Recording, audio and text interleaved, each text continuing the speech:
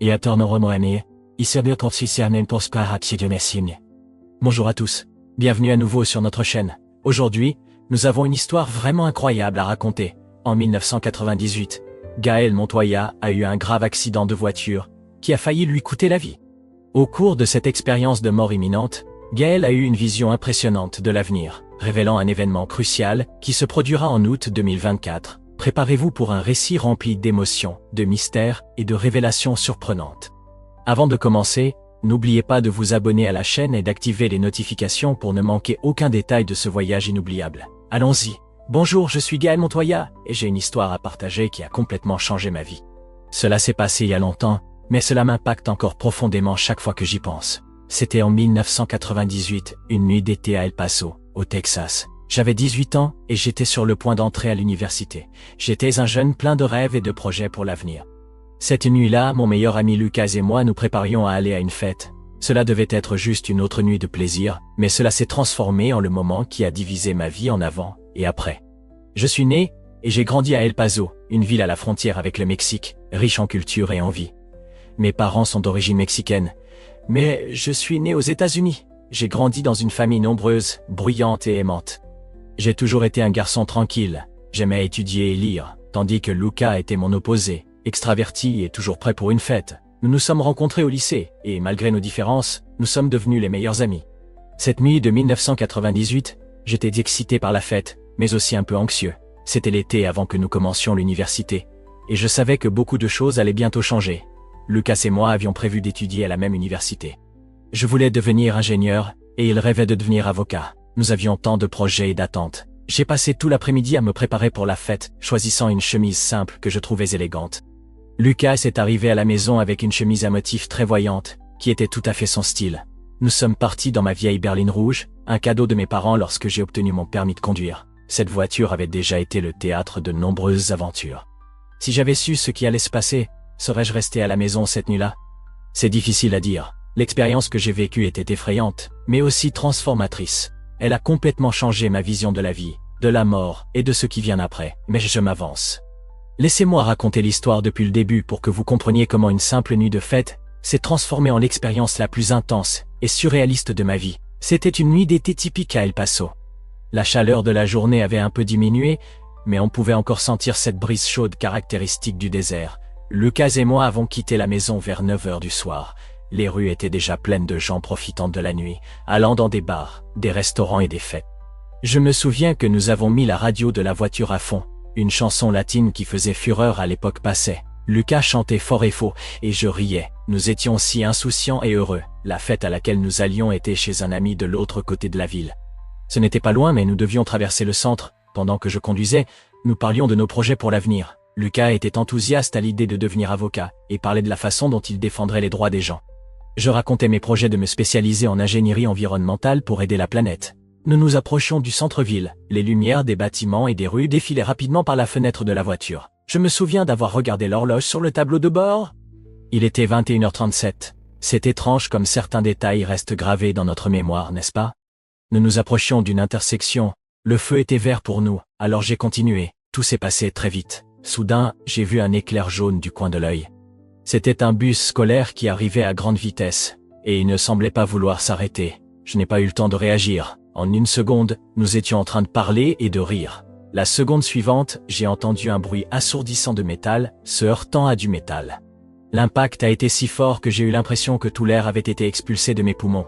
La voiture a tourné plusieurs fois. Tout autour de moi s'est transformé en un flou de couleurs et de lumière. J'ai entendu le son du verre se brisant. Cela devait être le pare-brise. J'ai senti. Quelque chose de chaud et humide coulait sur mon visage. Probablement du sang. La voiture a finalement cessé de tourner. Et un silence étrange a régné pendant quelques frontières entre les mondes. Secondes. Bientôt, j'ai commencé à entendre des cris, des klaxons et des sirènes au loin. J'ai essayé de bouger mais mon corps ne répondait pas. Avec difficulté, j'ai tourné la tête et j'ai vu Lucas. Il était immobile, les yeux fermés. J'ai essayé de l'appeler, mais aucun son ne sortait de ma bouche. Une douleur intense a commencé à se répandre dans tout mon corps. Et ma vision est devenue floue. La dernière chose dont je me souviens avant de perdre connaissance, c'est de me demander, vais-je mourir? Et puis, tout est devenu noir. Je ne sais pas combien de temps je suis resté inconscient. Cela aurait pu être des secondes, des minutes ou des heures. La prochaine chose que j'ai perçue était une étrange sensation de légèreté. La douleur avait complètement disparu, et c'était comme si mon corps ne pesait rien. J'ai ouvert les yeux, ou du moins, j'ai cru les avoir ouverts.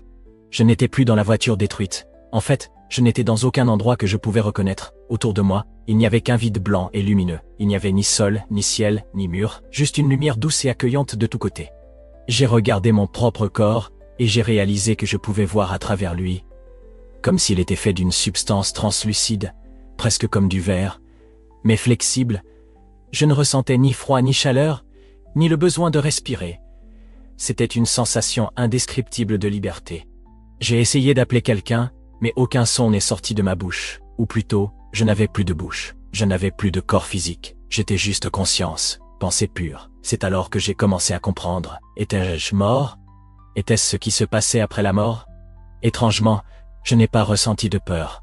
Au contraire, une paix profonde m'a enveloppé, comme si toutes les peurs et préoccupations de la vie avaient été laissées derrière avec mon corps physique. Soudain, j'ai senti une présence. Je n'ai vu personne, mais je savais que je n'étais pas seul dans cet endroit. Une voix qui semblait venir de partout et de nulle part à la fois m'a parlé, pas avec des mots, mais directement dans mon esprit.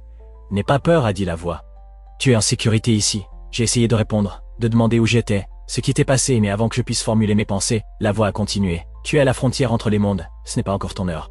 Il y a beaucoup à voir et à apprendre pour toi avant de revenir. » Revenir? Alors je n'étais pas mort?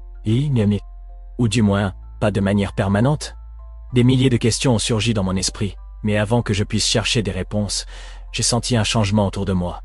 La lumière blanche a commencé à se transformer, des couleurs ont commencé à apparaître, et des formes ont commencé à se matérialiser. C'était comme si le monde était en train d'être peint autour de moi. En quelques instants, je me suis vu flotter au-dessus de la scène de l'accident.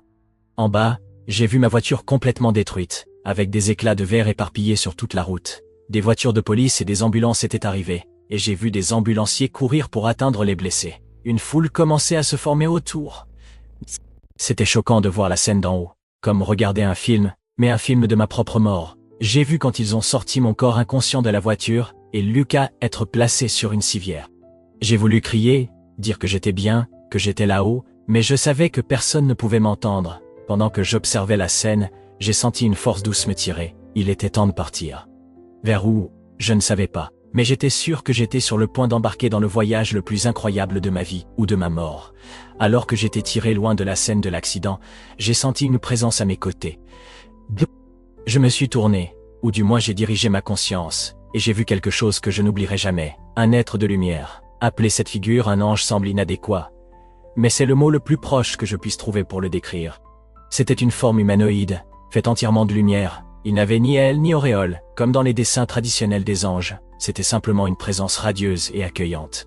L'être semblait avoir environ 30 ans, si tant est qu'il ait un sens de parler d'âge pour une telle entité, vêtu de quelque chose qui rappelait une tunique, d'un ton beige brillant qui semblait irradier chaleur et confort. Ses yeux?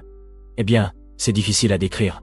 C'était comme deux points de lumière intense, mais non éblouissantes. Les regarder, c'était comme plonger dans un océan de sagesse et d'amour inconditionnel. Le visage de l'être avait un sourire doux, qui m'a fait me sentir complètement accepté et compris. Ses cheveux longs et soyeux tombaient sur ses épaules, brillants comme s'ils étaient faits de fils d'or liquide. Sa peau, si je puis l'appeler ainsi, était impeccable, irradiant une aura de pureté totale. Quand cette entité a communiqué, elle n'a pas utilisé de mots, mais plutôt des pensées qui surgissaient directement dans mon esprit. « Bienvenue, Gaël », a transmis l'entité. « Je suis ton guide, dans cet tas. »« Peux comprendre, ne t'inquiète pas », dit mon guide. « Tout cela te sera révélé en temps voulu. Pour l'instant, contente-toi d'observer et d'apprendre. » Je me sentais à la fois émerveillé et dépassé par tout ce que je voyais. La ville de lumière était un lieu de beauté et de sagesse infinie, et je savais que cette expérience allait transformer ma compréhension de l'existence. Alors que nous continuions notre exploration, j'ai réalisé que chaque aspect de cette ville était conçu pour favoriser la croissance et l'évolution spirituelle. Les âmes qui y résidaient semblaient vivre dans un état de paix et de compréhension profonde, libres des contraintes du monde physique. « C'est un aperçu de ce qui t'attend », me dit mon guide. « Un jour, tu reviendras ici, plus sage et plus éclairé par les expériences que tu auras vécues. » Je me sentais rempli d'une gratitude immense envers mon guide, et envers l'univers, pour m'avoir offert cette opportunité unique. Je savais que même si je retournais à ma vie terrestre, une partie de moi resterait à jamais connectée à ce royaume de lumière et de sagesse. Et avec cette pensée réconfortante, je me préparais à poursuivre cette incroyable aventure, prêt à embrasser tout ce que l'avenir me réservait. Je pouvais comprendre. Il y avait aussi des espaces qui rappelaient des galeries d'art, mais les œuvres étaient faites de pure lumière et d'émotion. La créativité et l'expression sont essentielles ici, expliqua mon guide. Chaque âme a la chance d'explorer et d'élargir ses talents et ses passions. En observant tout cela, j'ai remarqué quelque chose de particulier. Malgré toute l'activité et le mouvement, une sensation de paix profonde imprégnait l'environnement. Il n'y avait ni précipitation, ni stress, ni conflit visible. Comment est-ce possible? Ai-je demandé. Sur Terre, une ville aussi active serait chaotique. Mon guide sourit, ou du moins, c'est l'impression que j'ai eue. Ici, chaque âme est en harmonie avec son but supérieur. Il n'y a pas d'ego ou de désir de pouvoir sur les autres. Tous collaborent pour le bien commun et pour leur propre évolution. J'étais émerveillé par cette idée, une société basée sur la coopération et la croissance mutuelle, sans les complications et les conflits que nous connaissons sur Terre. Alors que nous nous apprêtions à quitter la ville, mon guide se tourna vers moi. « Souviens-toi, Gaël, ce que tu as vu ici n'est qu'un aperçu de ce qui est possible. Chaque plan d'existence a ses propres merveilles et défis. Cette ville est un exemple de ce que les âmes peuvent créer lorsqu'elles travaillent en harmonie. » Je me sentais profondément touché et transformé par ce que j'avais vu. Mais quelque chose me disait que notre voyage était loin d'être terminé. Il y avait beaucoup plus à voir et à apprendre. Laissant la ville de lumière derrière nous, nous nous dirigeâmes vers un paysage complètement différent. À ma gauche, un vaste champ s'étendait à perte de vue, mais ce n'était pas un champ ordinaire. C'était un lieu d'une beauté indescriptible, rempli de couleurs vibrantes et d'une énergie pure et innocente. Le ciel au-dessus du champ était d'un bleu impossible, plus profond et plus vivant que tout ce que j'avais vu sur Terre. Des nuages aux formes fantastiques flottaient paresseusement, changeant de couleur en douceur, du rose à l'or, de l'or à la lavande.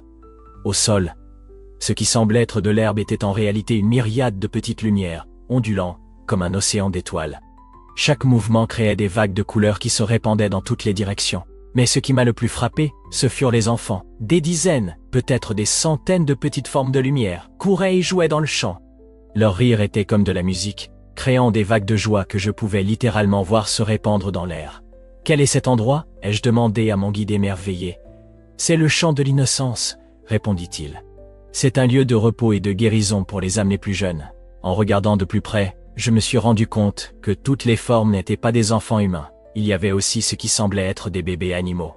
Des chiots de lumière, poursuivant des chatons éthérés. De petits oiseaux brillants volant en formation gracieuse. Toutes les formes de vie ont-elles une âme ? Ai-je demandé surpris. Mon guide acquiesça. Toute conscience, toute forme de vie, a sa propre étincelle divine. Ici, elles coexistent en parfaite harmonie. En observant, j'ai vu quelque chose qui m'a particulièrement ému. Un groupe d'enfants lumière jouait avec ce qui semblait être un énorme chien brillant. L'animal irradiait amour et protection. Et les enfants riaient joyeusement en grimpant sur son dos. C'est un guide spirituel, expliqua mon ange. Il prend la forme la plus réconfortante pour les enfants. Nous avons continué à observer les scènes de pure joie et d'innocence. J'ai vu des enfants lumière créer des châteaux avec ce qui semblait être du sable fait d'étoiles. D'autres dansaient en cercle, leurs mouvements créant des motifs complexes de lumière dans l'air. Pourquoi certaines âmes viennent-elles ici plutôt que dans la ville que nous avons vue auparavant ? Ai-je demandé. Chaque âme a des besoins différents, répondit mon guide. Certaines, en particulier celles qui ont eu des vies courtes difficiles sur Terre, ont besoin de cet environnement de pure innocence et de joie pour se guérir et se préparer à leur prochain voyage. Je pensais à tous les enfants qui meurent jeunes sur Terre, dans des accidents, des maladies ou des violences. C'était réconfortant de savoir qu'il y avait un tel endroit qui les attendait. En contemplant cela, j'ai remarqué quelque chose de curieux. Parfois, l'une des enfants lumière semblait clignoter et disparaître un moment avant de réapparaître. Que lui arrive-t-il ? Ai-je demandé. Ah, tu as remarqué, dit mon guide, avec un ton qui me sembla approbateur. Certaines de ces âmes se préparent à se réincarner. Quand elles clignotent, elles font de brèves visites au plan physique, se familiarisant avec leurs futurs parents ou environnement. J'étais fasciné par cette idée. L'idée que les âmes puissent aller et transiter entre les plans tout en se préparant pour de nouvelles existences était à la fois une expérience particulière et apaisante. Avant de nous éloigner du champ de l'innocence, mon mentor se tourna vers moi. Et elle, souviens-toi que la pureté et la joie que tu as vues ici sont présentes à tous les niveaux. De quelque chose de vraiment extraordinaire, répondit mon guide avec un sourire énigmatique. Nous allons explorer les mystères de l'existence elle-même. De l'existence. Sur Terre, vous l'oubliez parfois. Mais ces qualités sont toujours là, attendant d'être redécouvertes. J'ai acquiescé, profondément ému. En nous éloignant, j'ai jeté un dernier regard sur le champ resplendissant. Les rires des enfants lumière résonnaient dans mon esprit, un rappel de la joie pure qui transcende notre compréhension terrestre. Notre prochaine destination était un lieu qui fit bondir mon cœur studieux d'enthousiasme. Devant nous se dressait une structure immense, semblable à une bibliothèque, mais à une échelle défiant l'imagination. Le bâtiment semblait être fait d'un matériau cristallin qui reflétait et réfractait la lumière de manières impossibles. Ces tours s'élevaient si haut qu'elles semblaient se fondre avec le ciel lui-même. D'énormes portes en or pur s'ouvrirent silencieusement à notre approche. En entrant, je restais sans souffle, métaphoriquement, car je n'avais plus de corps physique pour respirer. L'intérieur était encore plus impressionnant que l'extérieur. Des couloirs interminables s'étendaient dans toutes les directions, remplis d'étagères apparemment infinies, mais au lieu de livres, les étagères étaient remplies de ce qui semblait être des parchemins de lumière. « Bienvenue à la Bibliothèque Céleste », annonça mon guide. « Ici sont enregistrées toutes les vies, toutes les pensées, toutes les actions de chaque âme qui a jamais existé. » J'étais émerveillé. « Vous voulez dire que chaque personne qui a vécu a un enregistrement ici ? » « Pas seulement les personnes, » répondit le guide. « Chaque être conscient et chaque forme de vie a son enregistrement ici, de la plus petite bactérie à la civilisation la plus complexe dans des galaxies lointaines. » Je m'approchai de l'un des parchemins. Il émettait une lueur douce. Lorsque je me concentrai dessus, des images commencèrent à se former dans mon esprit. C'était comme regarder un film de la vie de quelqu'un, mais pas seulement des événements extérieurs. Je pouvais ressentir les pensées, les émotions et les motivations derrière chaque action. C'est la vie de quelqu'un ? Demandai-je stupéfait. Oui, répondit mon guide. Chaque parchemin contient l'histoire complète d'une âme, ses vies passées, ses leçons apprises, ses défis surmontés et ceux encore à venir. Je remarquai qu'il y avait des êtres de lumière se déplaçant dans la bibliothèque. Certains semblaient étudier les parchemins intensément, d'autres étaient en groupe discutant de ce qu'ils avaient lu. Qui sont-ils ? Demandai-je. Des âmes plus évoluées, expliqua mon guide. Elles viennent ici pour étudier, pour mieux comprendre les schémas de l'existence. Certaines se préparent à être des guides pour d'autres âmes. D'autres planifient leurs prochaines incarnations. Nous marchâmes entre les étagères et je me sentais de plus en plus émerveillé. Il y avait des sections qui semblaient contenir l'histoire de planètes entières, de civilisations qui avaient émergé et disparu au cours de milliards d'années. Comment est-ce possible ? Demandai-je. Comment toutes ces informations peuvent-elles être stockées ? Mon guide sourit, ou du moins c'est l'impression que j'eus.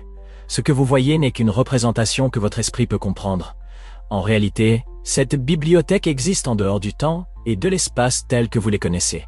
Toute information, toute connaissance existe simultanément ici. Nous continuâmes notre exploration, et nous arrivâmes à une section qui semblait différente des autres. Les parchemins ici semblaient être incomplets, avec des parties encore en formation. C'est la section des vies en cours, expliqua mon guide. Ici se trouvent les enregistrements des âmes actuellement incarnées. Je fus curieux. Mon enregistrement est-il ici ? Oui, répondit le guide. Mais il n'est pas permis que vous le voyiez maintenant. Connaître trop de choses sur votre propre avenir pourrait interférer avec votre libre arbitre, et les leçons que vous devez encore apprendre. J'acquiesçais, comprenant la sagesse de cela, tandis que nous continuions notre voyage à travers la bibliothèque. Un profond sentiment de révérence m'envahit. Ici se trouvait toute l'histoire de l'existence, tous les triomphes et tragédies, toutes les leçons apprises et à apprendre. Avant de partir, mon guide se tourna vers moi une fois de plus. Souvenez-vous, Gaël, chaque action, chaque pensée, chaque choix que nous faisons est enregistré ici. Non pas pour être jugé, mais comme partie intégrante de la grande tapisserie de l'existence. Chaque vie est précieuse, chaque expérience a de la valeur. Nous quittâmes la bibliothèque céleste, mais les images et les sensations que j'avais expérimentées là-bas restèrent gravées dans ma conscience. Je savais que, d'une manière ou d'une autre, cette expérience changerait fondamentalement la façon dont je vivrais ma vie à l'avenir. En laissant derrière nous la majestueuse bibliothèque céleste, mon guide me conduisit à un espace qui semblait différent de tout ce que j'avais jamais vu. Tout ce que nous avions vu jusqu'à ce moment était complètement différent. Nous avions l'impression de flotter dans un vaste vide cosmique, entouré d'étoiles et de nébuleuses lointaines. Que verrons-nous maintenant ? Demandai-je, pris par un mélange d'attente et d'appréhension. Maintenant, Gaël, vous aurez un aperçu. Tempo. Senti uma sensação renovada de proposito e esperança. Estu pronto, disse finalement. Olhando para o me guia. Pronto para voltar a fazer a diferença, de qualquer maneira que eu puder. Me guia sorriu, e comme un gesto suave, o vazio nosso redor começou a se dissipar. Sentim sendo puxado de volta, através do tempo e do espaço, retornando ao meu proprio tempo e lugar. Quando abri os olhos, Estava de volta, ma comme uma nova perspectiva sobre o que o futuro poderia ser. Le même voyage que moi, mais qu'il ne pouvait pas s'en souvenir. J'ai ressenti une profonde gratitude pour sa survie et une détermination à l'aider dans son rétablissement. Avec le temps, une vague d'espoir et de détermination m'a enveloppé. Quel que soit mon rôle dans le vaste schéma des choses, j'étais prêt à l'assumer. Après l'expérience intense d'entrevoir l'avenir, j'ai perçu un changement subtil autour de moi. L'immensité du cosmos a commencé à se dissoudre, et j'ai senti que notre voyage touchait à sa fin. Il est temps de revenir, Gaël, a dit mon guide angélique. Sa voix résonnant avec un mélange de tendresse et de gravité. Une vague d'émotions contradictoires m'a envahi. D'une part, j'étais profondément reconnaissant pour tout ce que j'avais vu et appris. D'autre part, l'idée de quitter ce royaume de lumière et de connaissance m'a rempli d'une tristesse inattendue. Dois-je vraiment revenir ? Ai-je demandé, surpris par ma propre hésitation. Mon guide a souri avec compréhension. Oui, Gaël, ton voyage sur Terre n'est pas encore terminé. Il y a beaucoup de choses que tu dois faire, vivre et apprendre. J'ai ressenti, comprenant la sagesse de ses paroles, mais avec encore une pression sur le cœur, ou quel que soit l'équivalent spirituel de cela. Comment sera-ce ? Revenir ? Ai-je demandé un peu anxieux ? Ce sera une transition, a expliqué mon guide. Tu commenceras à ressentir le poids de ton corps physique à nouveau. Cela peut être un peu inconfortable au début, mais c'est un processus naturel. Pendant qu'il parlait, j'ai commencé à remarquer un changement. La légèreté que j'avais expérimentée tout au long de ce voyage a commencé à être remplacée par une sensation de poids. C'était comme si une force invisible me tirait de nouveau vers la terre. « Souviens-toi, Gaël, a dit mon guide, sa voix commençant à sembler lointaine. Tu emporteras l'essence de cette expérience avec toi, même si les détails peuvent devenir flous. Fais confiance à tes instincts, suis ton cœur et souviens-toi toujours de l'amour et de la lumière que tu as expérimenté ici. » J'ai essayé de répondre, de remercier, mais j'ai découvert que je ne pouvais plus former de mots. La sensation de poids a augmenté, et j'ai commencé à ressentir de la douleur. Une douleur physique que je n'avais pas ressentie depuis le moment de l'accident. Les images autour de moi ont commencé à se dissoudre, comme si elles étaient lavées par une vague d'obscurité. Pendant un moment, j'ai ressenti de la panique. Je perdais la connexion avec ce royaume de lumière et de connaissance. Je revenais au monde physique, avec toutes ses limitations et ses défis. Mais ensuite, au milieu de l'obscurité, j'ai ressenti une dernière vague d'amour et de réconfort venant de mon guide. Ce n'étaient pas des mots, mais une sensation pure de soutien et d'encouragement. Je me suis détendu, me permettant d'être ramené. La transition a été rapide, et en même temps, elle semblait durer une éternité. J'avais l'impression de tomber à travers des couches et des couches de réalité, chacune me rapprochant de mon corps physique, et puis soudainement j'ai ouvert les yeux. La lumière vive m'a fait cligner des yeux plusieurs fois. Peu à peu, ma vision s'est mise au point et j'ai reconnu où j'étais. Une chambre d'hôpital, l'odeur d'antiseptique, le bip constant des machines, la sensation des draps rugueux contre ma peau. Tout cela m'a frappé d'un coup. J'ai essayé de bouger et j'ai ressenti de la douleur. Tout mon corps me faisait mal, un rappel cruel de l'accident. Mais j'étais vivant, j'étais revenu. Une infirmière est entrée dans la chambre et, en me voyant éveillé, a rapidement appelé un médecin. Bientôt, j'ai été entouré par une équipe médicale, tous posant des questions, vérifiant mes signes vitaux, mais je les entendais à peine. Mon esprit était encore rempli des images et des sensations du voyage que je venais de faire. Je savais que j'avais vécu quelque chose d'extraordinaire. Quelque chose qui changerait ma vie pour toujours. Pendant que les médecins continuaient leur travail, j'ai fermé les yeux un instant, dans l'obscurité derrière mes paupières. Pendant un bref instant, j'ai cru voir un éclat de lumière. Un dernier salut de mon guide angélique. J'ai rouvert les yeux. Prêt à affronter ce qui allait suivre, mon voyage de retour à la vie ne faisait que commencer. J'ai passé plusieurs semaines à l'hôpital à me remettre des blessures de l'accident. Ce fut une période de douleur physique, mais aussi de réflexion profonde.